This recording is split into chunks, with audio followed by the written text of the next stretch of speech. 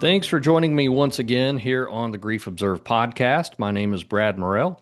And if you would like to join me for an episode, you can find me on Facebook at facebook.com/Grief Observe Podcast.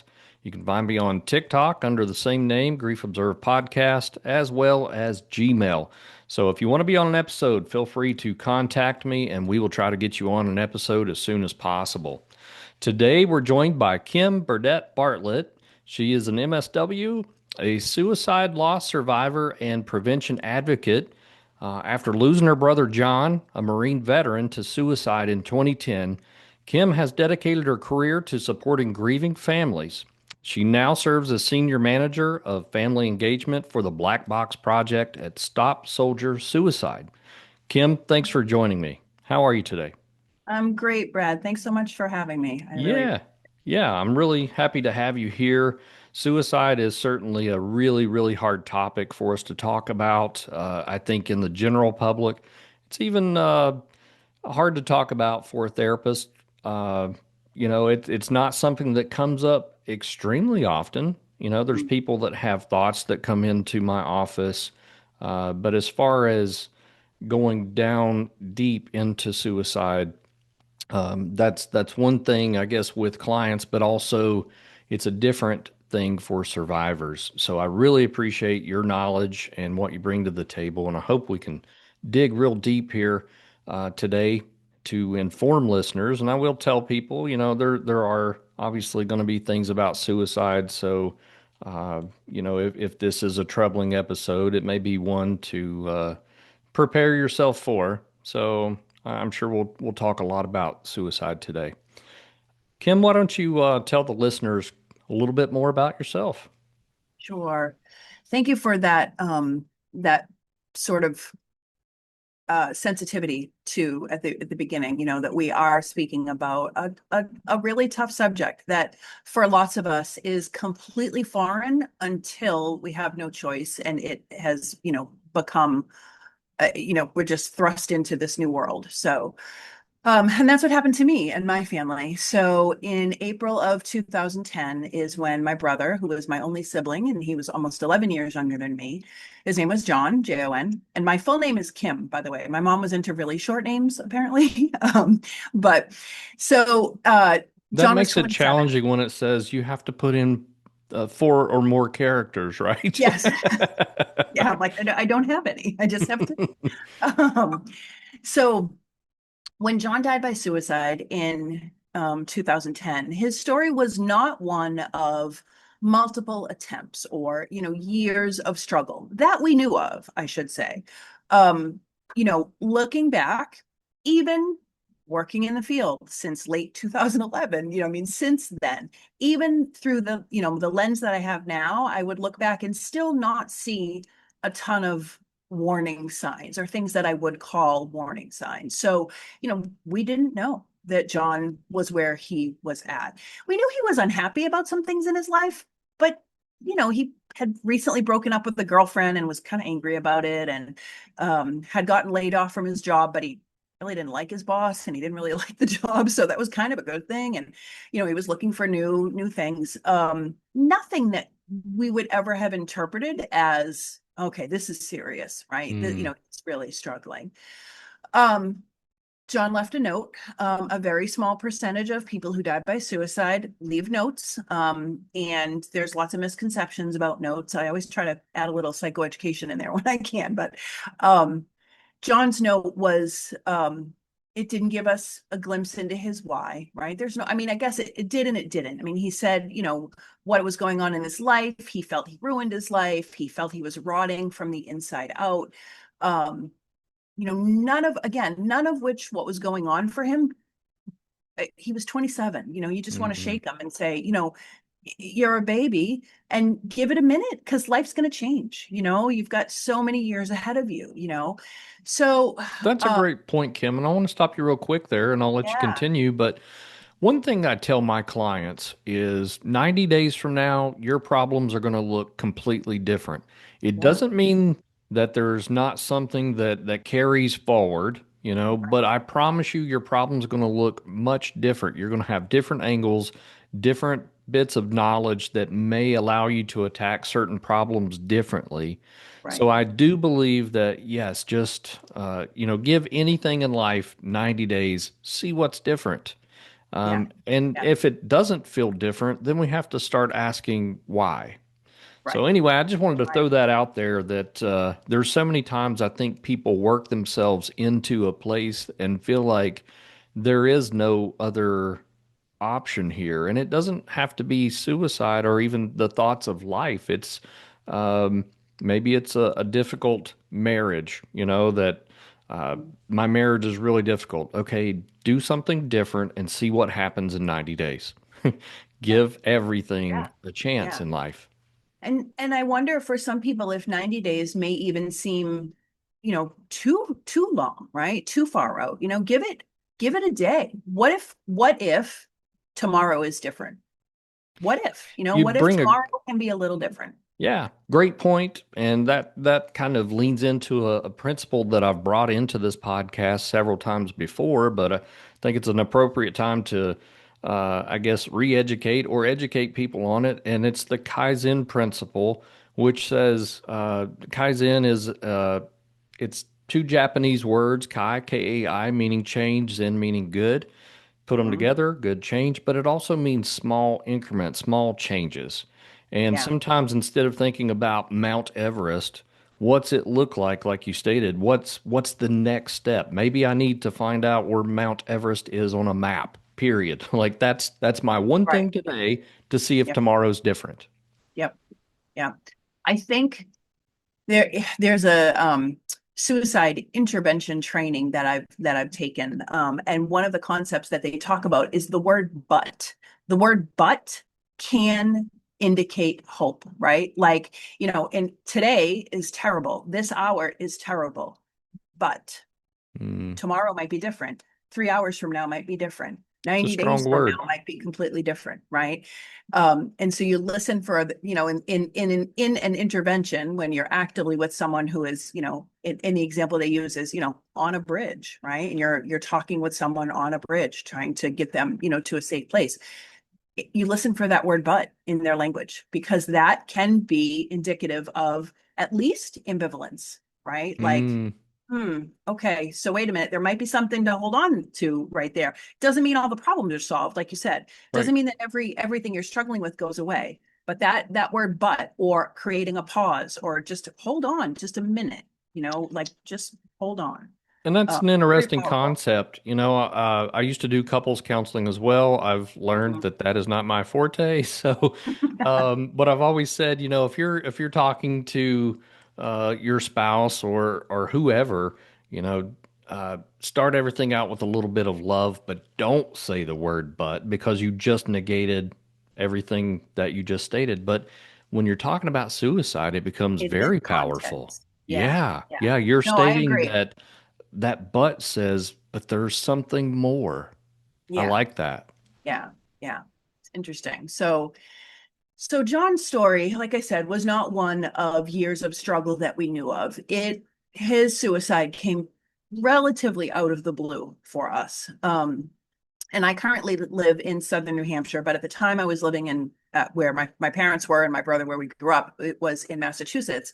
And Massachusetts is fairly resource rich when it comes to supports in that state and in many states, by the way. But Massachusetts has a pretty hefty suicide prevention budget, and a good sized chunk of that, enough, I'm sure it always could be more, is dedicated to postvention supports. And if some folks Mm, haven't heard that word yet, postvention is care for those of us impacted by a suicide death. So we know what prevention is, we know what intervention that's happening, when someone is actively suicidal and you're actively trying to stop that. And then postvention is care for the families impacted after. So we were connected to postvention supports pretty early on. Um, and it made all the difference in the world. There was an organization that my dad, I think, found Googling, um, and they did some suicide specific peer support groups, so grief support groups, but just for people who are impacted by suicide loss. And they provided resources and, some reading recommendations. And back in 2010, we didn't have there wasn't much. I mean, there was, but there's much, much more now. Mm, And I will tell you, both for my parents and myself, I was living about a half hour away from my parents. We went to different support groups, which I think was helpful for us because the sibling experience is very different than losing a child, right? So very, very different experiences. And I think it probably was helpful for us to have our own space, to kind of talk about that. But that peer connection, getting in a room with people who not only understood this type of loss, but the stigma around it, the experience of you know, everything that grief is, and then this added complicator of the death was by suicide. And it, I, I often say, I would never say that a suicide death is worse to grieve than any other type of loss or a sudden or traumatic loss. I just know that it's different. It's got some unique complicators. It's got some unique factors that I think other losses, those survivors navigate too, but some of them are unique to suicide. And so to get in a room, especially when, my family, we had no context for this, none whatsoever. I maybe sort of peripherally knew someone in high school who, had a family member that died by suicide, but really, it hadn't really impacted our life at all. So to get in that group, that it, again, these people don't have answers, right? They don't have, why, suicide loss survivors, that's of course the biggest question. Why did they not come to me? What did I not see? How did I not notice? Did I know them? Why did this happen? Why does God allow this? Why, all of the whys. A support group didn't give us those answers, but what that support group did for me and did for my parents and has done for so many I know along the way in the years since, it affirms your experience. mm, You are not alone. Other people are experiencing this. Other people have experienced this. Other people are surviving this. And I think that was such an important piece because in the very early days, I remember thinking, I mean, a death by suicide, everything I thought I knew about the world, I wasn't so sure of anymore. I wasn't mhm. sure that what I thought to be true was still true. Because if this could happen, does this mean, we never thought this could happen, right? Um, what else have I been wrong about? You Right? It know, is it is a profound sense of unease. yeah, yeah, it absolutely will jerk the carpet from under your feet. All sense of safety, all sense of, Yeah. growing up, I had this thought that bad thing only happened to other families. Mhm. And, I think my first awakening, as I call it, was my parents' divorce at age 15. It's like, wow, we grew up in this family that went to church like more times than the door was open. We Mhm. were Yeah. we were always there. And then it's like, wow, divorce hit my family. And it's like, wow, I guess my family's not untouchable, Yeah. and I think Yeah. there is this thought sometimes that maybe it won't hit my door, whether it's suicide or some other tragedy. Yeah. One thing I want people to catch that I'm not sure if they've, I don't know, heard a lot about suicide is you've said it multiple times already in our conversation, and it's died by suicide, right? I know years ago we used to say committed suicide, and that language has definitely changed. Yeah. And I'm thankful that you're stating such, and I would recommend that everybody think about that because I think dealing with suicide is hard enough, but whenever you say those words, it's almost uh, accusatory towards that person, I think, and Yeah. that's really hurtful for the survivors to hear. Yeah. Language is important. When you think about things that we commit, right? We commit sin, we commit a crime, we commit adultery, we commit, um, those are negative things, right? So to use that in connection with suicide, you're right. It sort of sends this message that what they did was a bad thing. I'm not saying that suicide is a good thing, right? But Sure. like that what they did was bad. I've had other folks say, well, okay, well, we also commit to good things. A commitment to a relationship, marriage. You commit to, when you're, applying to grad school and you commit to your school, right? We can commit to good things. Well, so that can get a little bit murky in the context of suicide also because it can imply choice. And there is lots of discussion around choice with suicide. Now, did my brother kill himself? Yes. No one else did, right? So, in the practical sense, yes.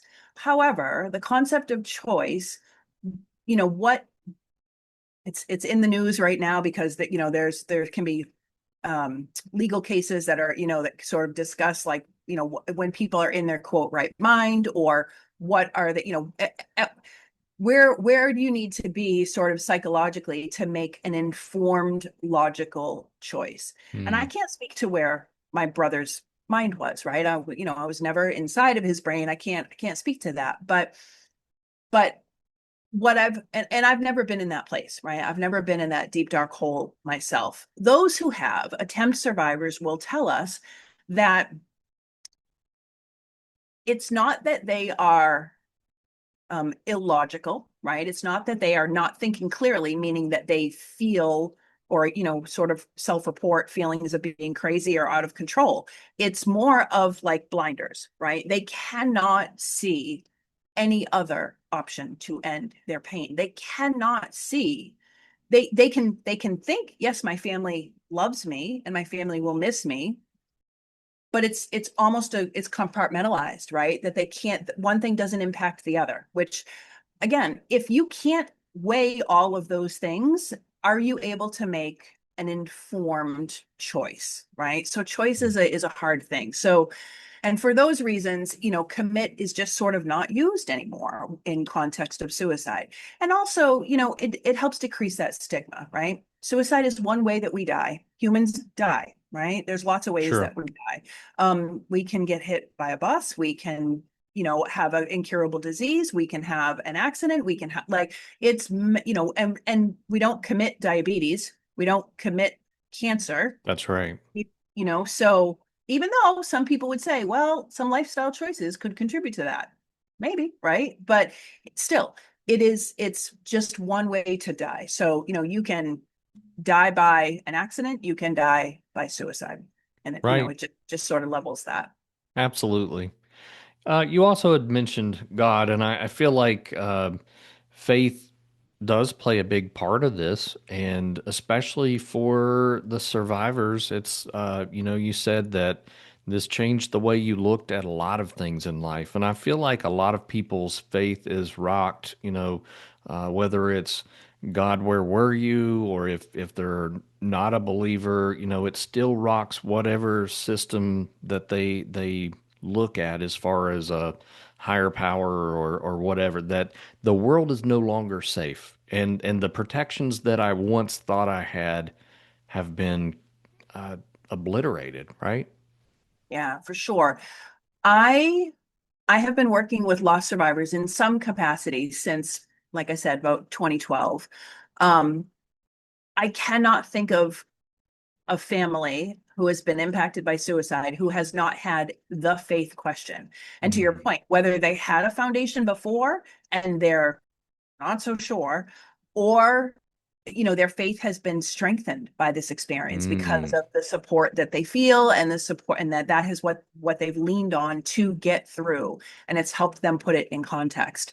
um you know it's always something in the support groups that I facilitate, online support groups for suicide loss survivors now, and we always explore it, just because it is a very common, it's a theme for all of us. I don't know how it can't be.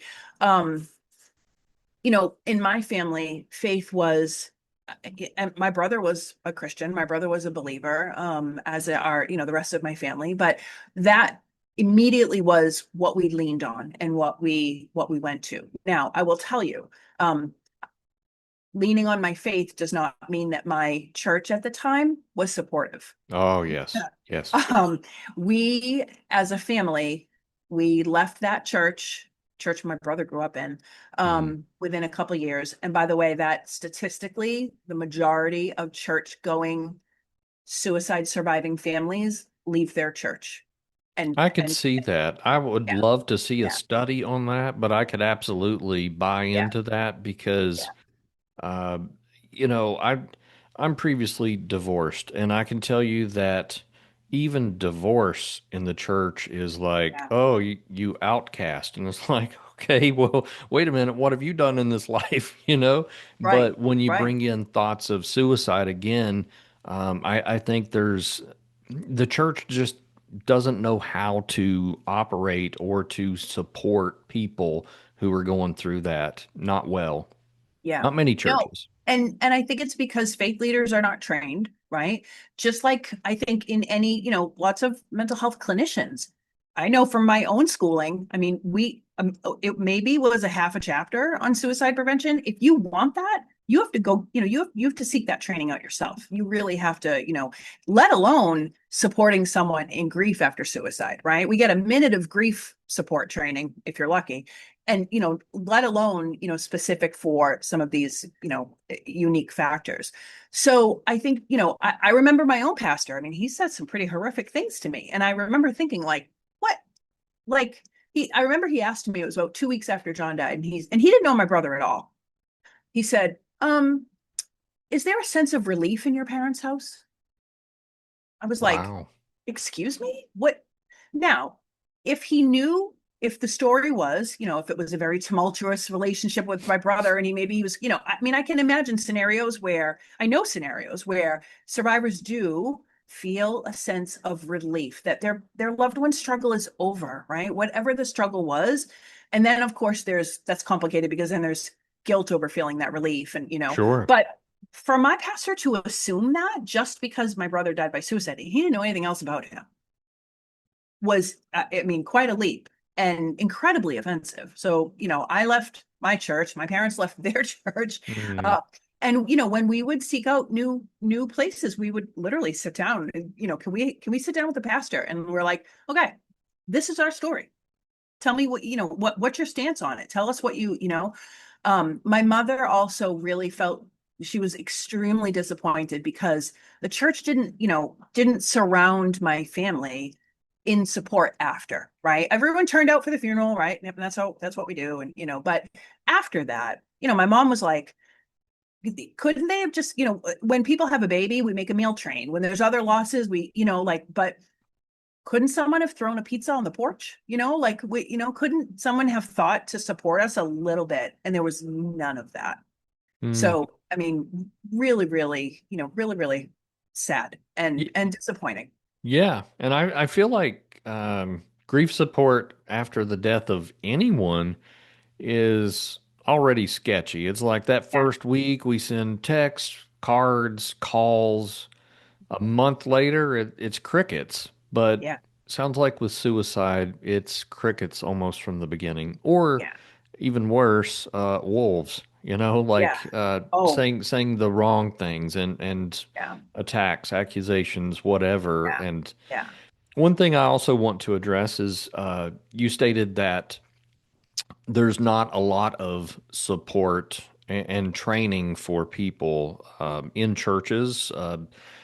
Now with therapists at least, like I'm required by the state of Tennessee to take, I think it's 3 hours every 4 years in suicide training. I may have that backwards, maybe 4 hours every 3 years. I'll have to look. I promise, board, I am keeping up with my CEs. But it is that important, to the state of Tennessee, and I think a lot of other states that our knowledge on suicide increases all the time. And what I learned in school back in, I don't know, at the end of 2018 is when I graduated and started this career. Things have changed, and I think it's important for us to really continue those things in education. And I think that's a lot of what you do through your support groups. And I definitely want to hear more about your passion for the Black Box Project and Yeah. hear about, why it's important for you to uh, educate people and to help people along the way. Yeah. Yeah. So to be clear, before my brother died, this was not my life, right? This was not my career. This was, Mm, not on my radar at all. My bachelor's was in marketing and communications. And at the time, my kids were 6 and 8. So I was waitressing. I was working a part-time job, part-time day job. I was actually a Mary Kay Cosmetics sales director. I was juggling a lot of balls, right? I think as often women will do when we're, trying to be home and raise our babies, right? So never in a million years did I ever think that, the day that John died, I had this feeling as I'm driving to my parents' house in my bones. I can't explain the deepness of this feeling. Everything changes today. And mm, I had no idea how deep and how far reaching those ripples would be and still continue to this day. But I must have been about 6 weeks into our grief. I had another one of those like deep senses of, I'm going to do something with this. And mhm, this was suicide. I didn't know what that would look like. I didn't know what that meant. It was very scary because, again, not my background, right? I knew nothing about this. I had no context. Um, and I didn't know what that would mean.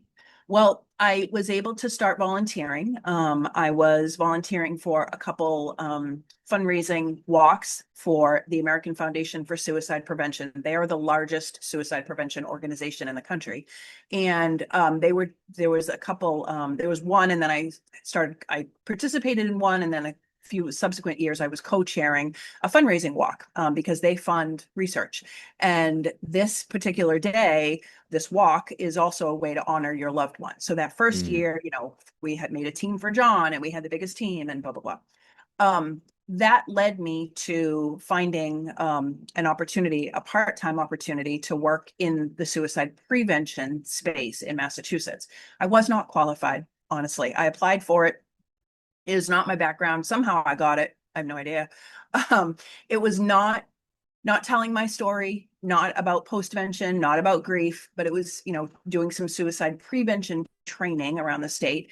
And it was in the world of suicide, but again, not too close to home. So, and that led to some full-time work. And so I share that progression because it's not something that, again, this was not my background. It's not something that I sort of set out to do. Um, you know, before this was a factor in our lives, right? So, but I surrounded myself with, I think, as soon as I could, that I had the wherewithal to do it, the people in the field, the right people. I went to the conferences, I listened, I learned, I read everything I could about sibling loss, about suicide loss, because to me, knowledge is power.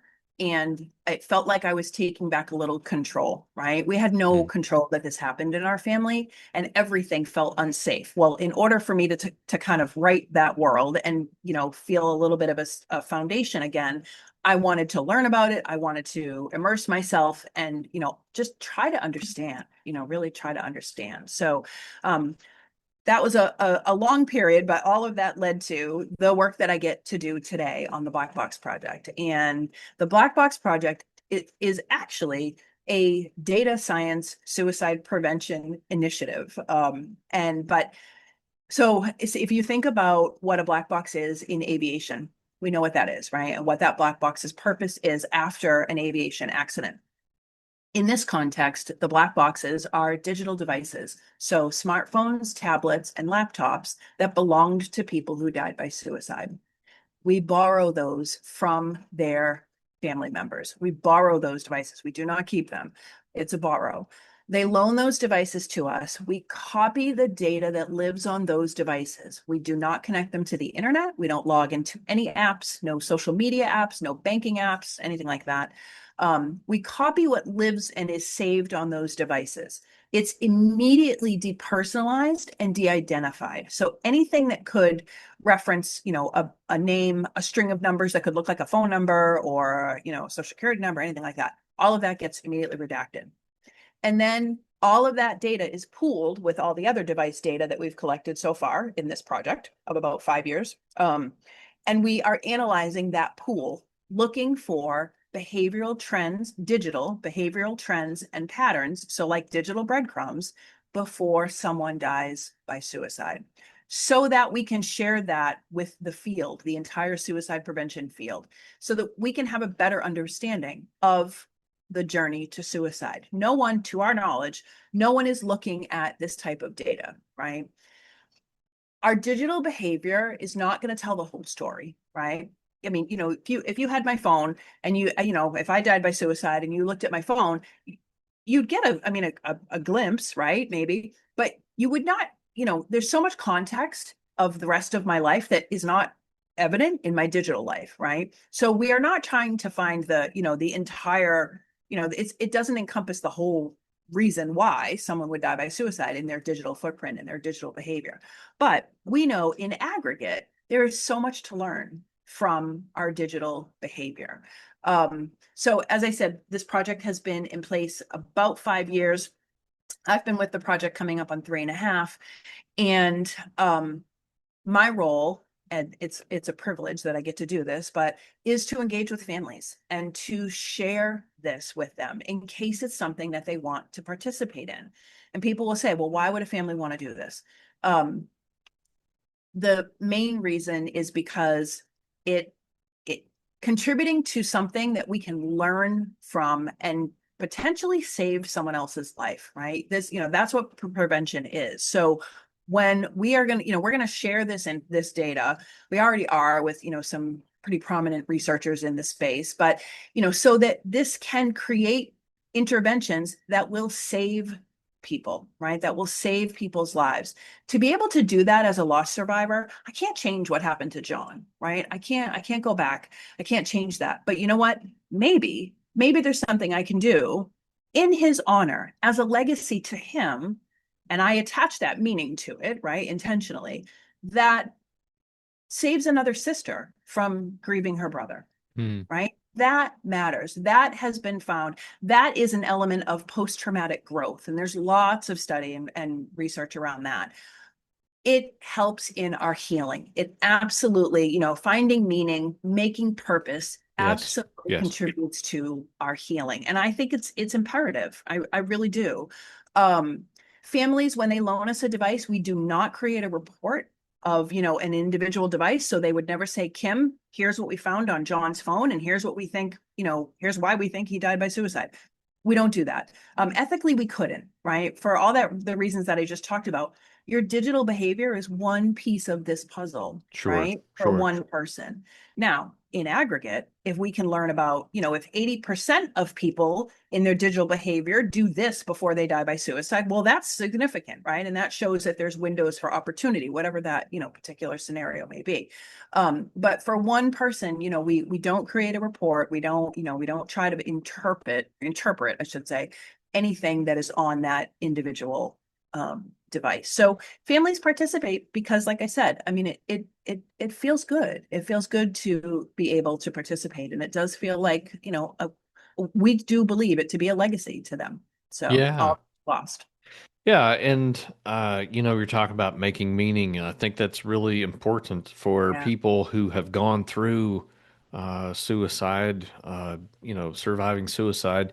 I think too, um, when I think of this, I know there's probably some people that are thinking, "Wow, that's invasive." I think it's brilliant, and like you stated, it's a way to find out what happened. And as you were speaking, I was thinking, okay, if let's say I had a child that had some rare disease that went to maybe St. Jude or something like that, and they died. Why would I not want to share that information, everything that they learned throughout my child's illness, to help some other child with an illness, right? That may be able to. circumvent death, at least for, through that illness, and, Right. and maybe Right. die naturally later. Right. And I look at this very much in the same eyes. Is that fairly accurate? It is, and I will tell you, the feeling, the people have expressed that. Well, like I feel like I would be, betraying his privacy if I let you into his phone, or and again, it's all redacted. There, it is, none of the data is studied.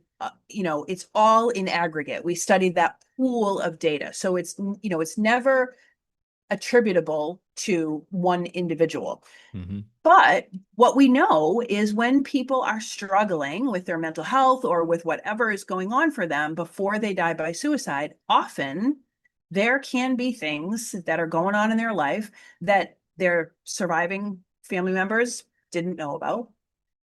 Or there are behaviors that are, it, in the time before their death, maybe they developed new behaviors, changes in behavior that is maybe unsavory or, very unlike them. But that's the point, right? Like that's a valid data.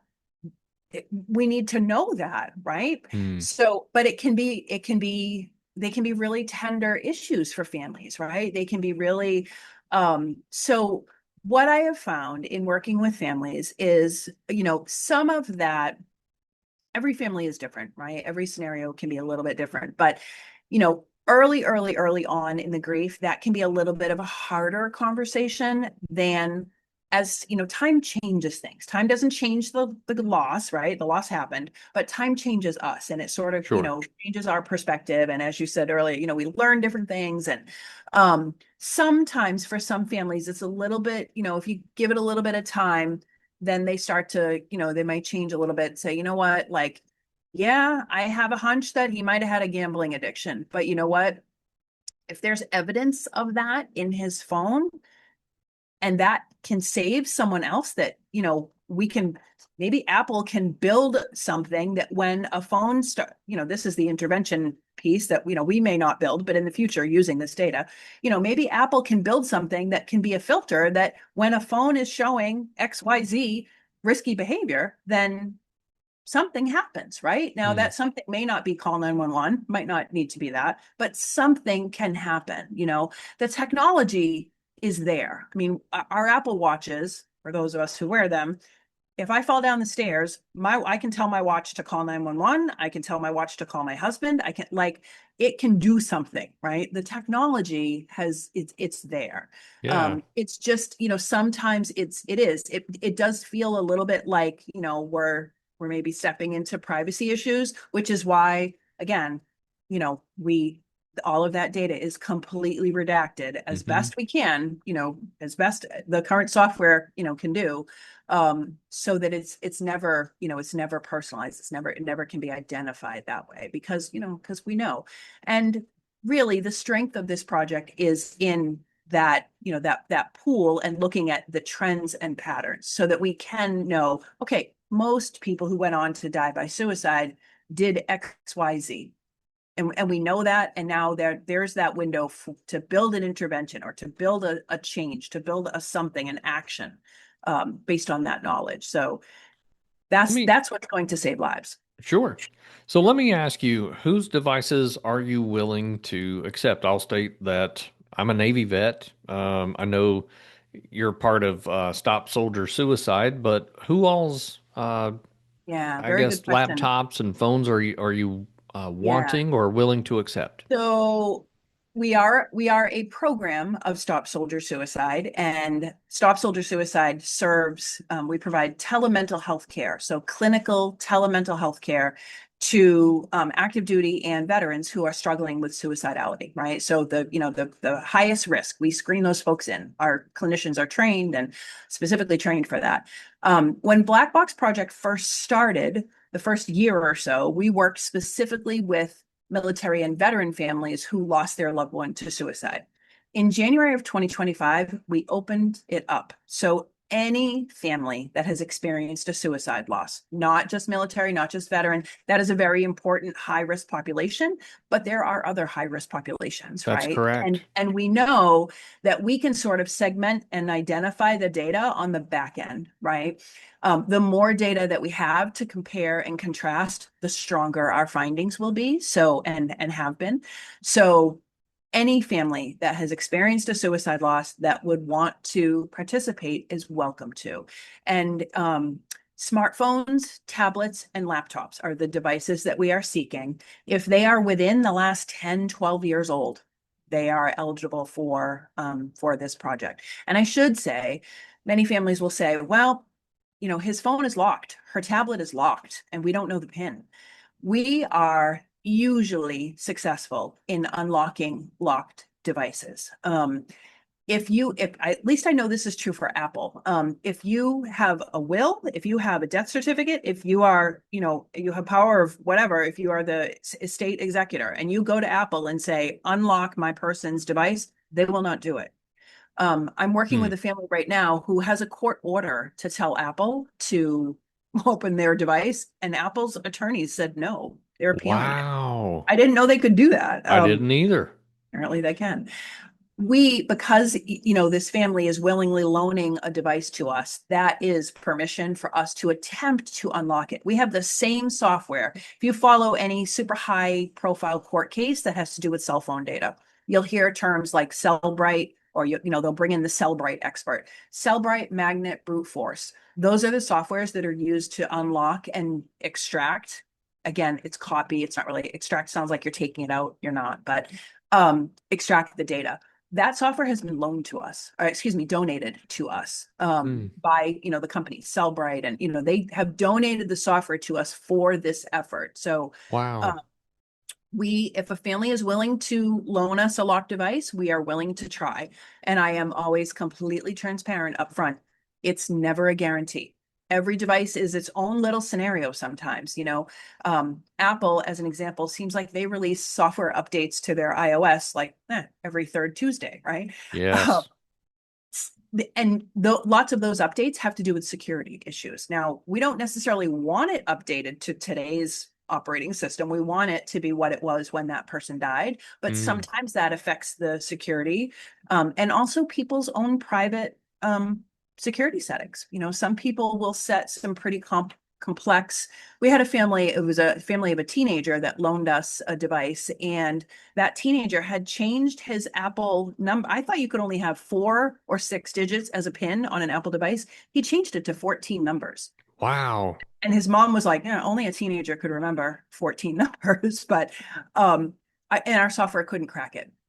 And our software gets updates just as frequently as operating systems do. So the mom was like, could I send it back to you in a couple of years? And we were like, yeah, sure. We don't know what the software, what those updates may hold.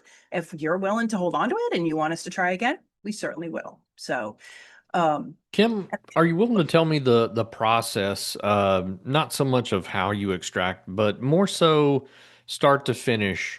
Let's say I'm a grieving suicide survivor, yeah, suicide loss survivor.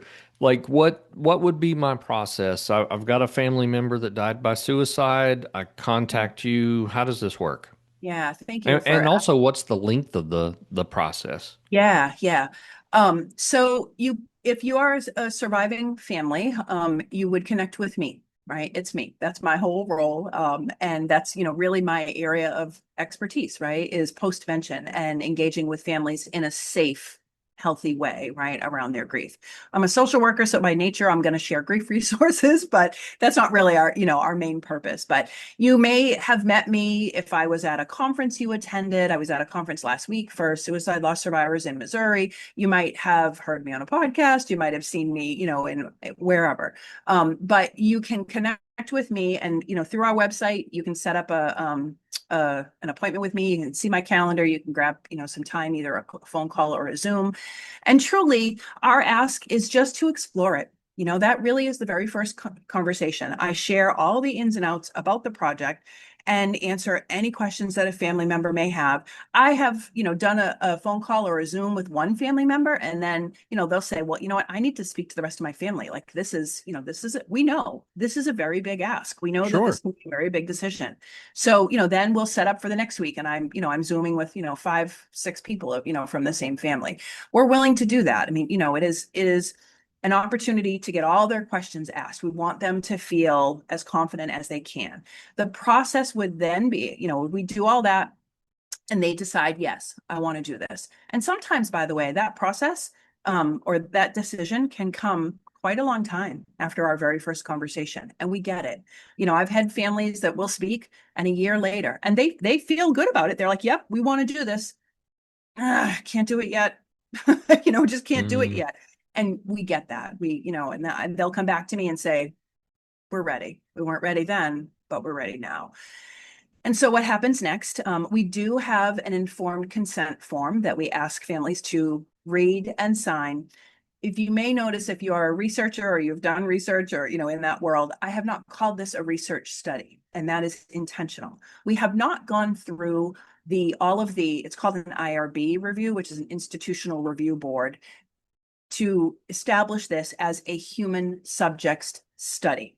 Even though the data belongs to someone who has died, the devices currently belong to a live human. So that would make this a human subject study, which means, if we start there, we would have to start over. We'd kind of have to start back at mm, zero. And we may still do that, honestly, but we are pretty far into the, this sort of research initiative that we don't quite want to reset the clock yet. We still want to grow, more of the data that we've got so far. So, but we behave as if, meaning we want to adhere to all those things ethically. So there is an informed consent, and it goes through, again, all the details about the project and the risks of the project. And I always want to highlight this for people. The main risk of this project, we use FedEx to ship things back and forth. We cover all of the shipping. We ship you shipping materials and, prepaid label and instructions and all that. And, packaging material to keep the devices safe. This is not a diss towards FedEx, but in the history of FedEx, has FedEx lost a box? Yep. sure. In the history of our project, they have not lost any of ours, and we track it. In fact, we don't even, so our digital forensics lab is in the Stop Soldier Suicide headquarters in Raleigh, North Carolina. We don't even ship directly to that office building because once in the very beginning of this project, the FedEx delivery guy left the box just outside our office door. And we said, okay, that's not happening. So we ship to a local FedEx store. So once it is in FedEx's possession, it's in their possession and they're responsible until one of our staff members, there's one of two people that come and physically take personal possession of it. So, we try to mitigate that as best we can. After the informed consent form, it's e-signed, it's through Adobe, it's super easy. And then the shipping materials go out. When the family is ready, they will pop the devices in the box and ship it to us.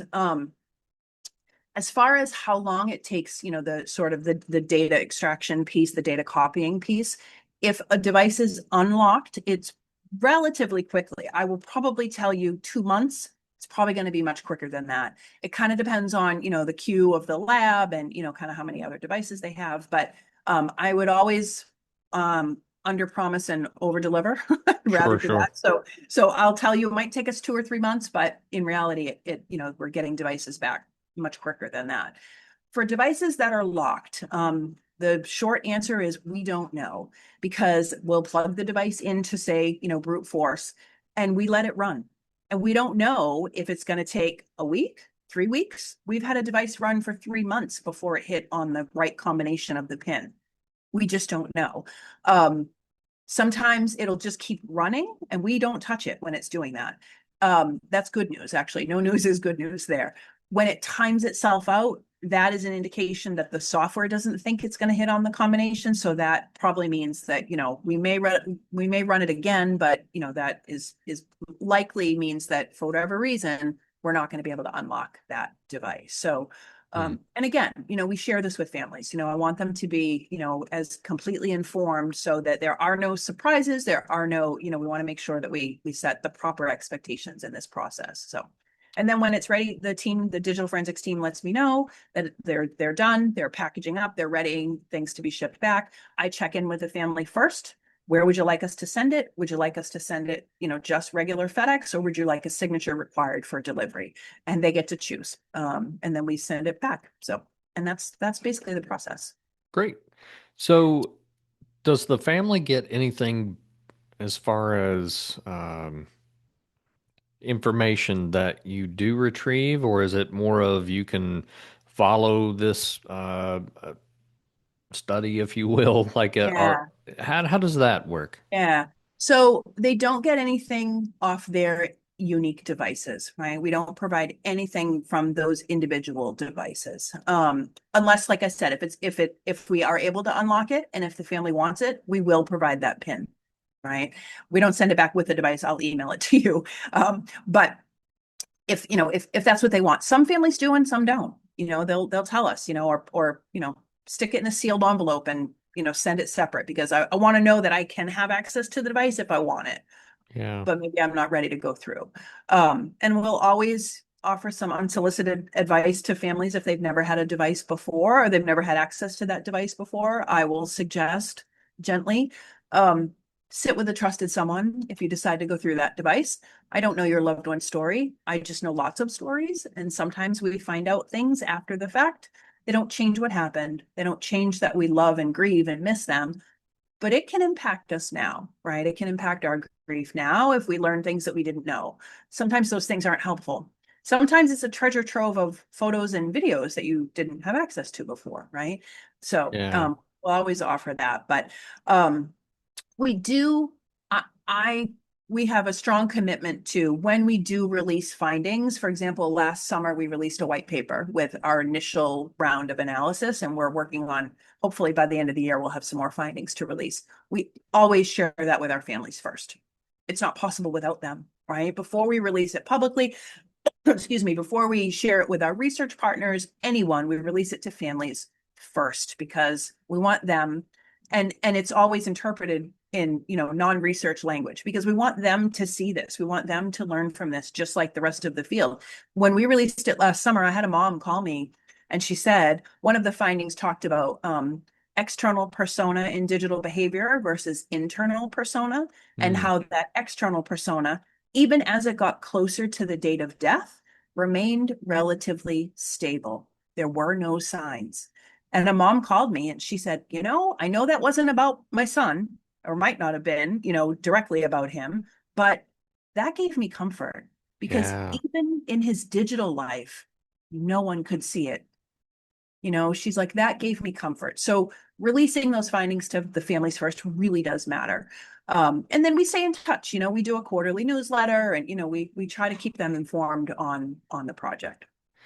You've mentioned a couple of times now that sometimes there is no evidence that this is where a person's at before they No. do die by suicide.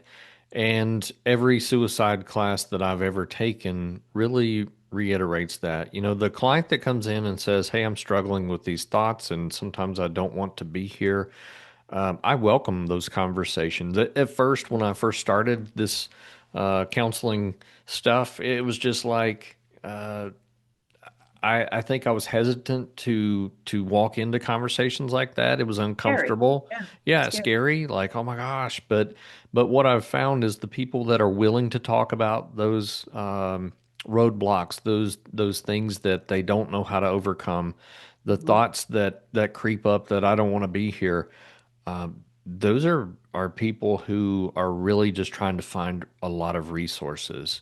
Yeah. And I'm not stating that that nobody or that anybody has that has died by suicide has not spoken of it. That's not what I'm stating. But I feel there are more cases than not where there is no clue given. And the evidence I think would show that, it's I don't know. What are your thoughts? Yeah, I mean, from what I've learned, I think that, so just using some of our findings as an example, when I talked about, that external persona is relatively stable, looked pretty normal, right? Even going back a year before the death. But at the very same time, the internal persona, which is everything, and we sort of coined it this way, external versus internal.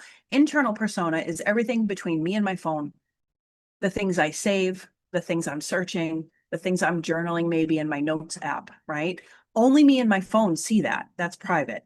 While the external persona wasn't showing anything of, much at all, the internal persona was showing signs of crisis and increasing crisis as it got closer to the date of Mm, death. The mm. other thing that was happening, though, that was really interesting, and this is what we had hoped we would find. We weren't really, we weren't married to anything. We didn't want to have any bias going into the findings, but um, while that internal persona was showing signs of crisis, maybe they were searching, about suicide. They were searching about methods to die by suicide. They were also searching for crisis resources and searching for Mm. fate resources, which as a loss survivor can be really hard to hear, right? Because but it does support what attempt survivors tell us, that there's ambiguity, right? What we were really encouraged around, in those findings, was that shows there's a window for and to get in there and intervention, right? If there's sort of this cycle, they're searching, for, like, it's almost like the two voices inside of them, the voice that is saying they want to die, and then also the voice that's saying maybe I still want to live, right? Yeah, There's a window there, and that's the whole point, right? We wanted to be able to stand on digitally this data that shows that something can be built, right? There's opportunity there to get in there and save a life. So that's, and I think a lot of people, I mean, I know my brother, he hit it. I mean, he again, we really didn't know. I mean, he smoked, and my parents would come up to where I lived in Massachusetts. Cigarettes were much cheaper in New Hampshire, so they would just pop over the border and get cigarettes and buy some for my dad and my brother, and then go back home. Well, so John died on a Wednesday, and that Sunday, this is truly the only sign that even looking back now, he said, "Don't buy me cigarettes. I'm going to quit." Mm. Why would Wow. that's not a sign, right? That's a Right. positive thing, right? But looking back, was he planning on Sunday to die on Wednesday? And that's why he didn't want my parents to spend that money on cigarettes. Wow. I don't know. I don't know. So yeah, I mean, I think they do learn to hide it. And I've come to learn that was out of protection for us, Sure. right? He did that, to protect and to, out of love, to save us Sure. from I can't imagine having an episode like this without giving people resources. that. And certainly I want to speak about, if someone is in crisis and has nowhere to go, I always state, local ER 911. We now have the 988 suicide Yes. hotline. Amazing. I've even had clients state, when I couldn't afford therapy, I called 988, I and I can't speak highly enough about it. And I always encourage people, even with your therapist, if you have one, or, if you're curious, you can just text them and say, "Hey, I just want to know what this is like. If I ever need you, what would happen when I text you?" You can get with someone and say, "My friend is struggling right now. We want to know what will happen when we text 988." You can do that. And they are the absolute professionals. It's an incredible resource. It really is. yeah, and I'm glad that you mentioned you can text as well as call. So Mhm. it's in this day and age, texting seems to be convenient for a lot of people, Yeah. and so don't hesitate to contact either way. Yeah. And certainly, your website, stopsoldiersuicide.org/black box project. Yes. So if anybody wants or is interested in this, and it sounds like a really good program, and again, it doesn't change the loss factor in these people's lives, but it may No. change the loss factor in someone else's life in the future. Right. That's So right. In honor of those that we've lost. And absolutely. what a privilege, truly. And you had talked about calling earlier, and sometimes we do find our calling, or actually, I think our calling finds us sometimes later in life Yeah. after some really, really hard things that we've Yep. experienced. Sounds Yep. like you found yours. You're certainly honoring John. So Mhm. here's the $1 million question. What do you think John would say to you and how you are honoring him today through this program? I think he would he was a man of few words. I think he would say, Kim, that's awesome. Hmm. You know, just like that's awesome. Just that you're doing that um and yes, let's be clear. I mean, it is a privilege for me to do this work and to engage with other loss surviving families and maybe help introduce them to something that helps their grief, right? That helps them heal a little bit. Um, that is a privilege, and I do not take that lightly. However, let's be honest, and I am, I do this for selfish reasons. I get to talk about my brother, right? I get to, Hmm. I he is so present in my life on a daily basis that I mean, I do it for him. And, I mean, it does feel a little bit selfish that way, but it's such an honor. It truly is. So Sure. I hope that he's proud. I imagine he is. Oh, I'm certain of Yeah. it. And in Yeah. the grief world, we always talk about how someone doesn't really die until we stop speaking their name. Right. And Right. this is a way to carry that on and Yeah. keep parts of John alive with you. Yeah. So, Yep. Yep. Kim, any final thoughts before we close out? I really appreciate this. This has been a really informative episode, and I really like what you're doing. Mm. It's I think it's going to help a lot of people in the future. Yeah, we do too. Final thoughts would be, like I said, if there's a family listening, I would love the opportunity to just explore this with you. No commitments, truly. If there are partner organizations that are interested in sharing this, we absolutely we need people to elevate this message for us to be able to help grow this. And I would also invite anyone to connect with me. I mean, suicide grief is unique and hard. And along the way, I feel like I've collected a big old bag of tools of resources and things that I can share with folks of, where to get help and, geez, we have this family situation. Do you know anyone that can support with that?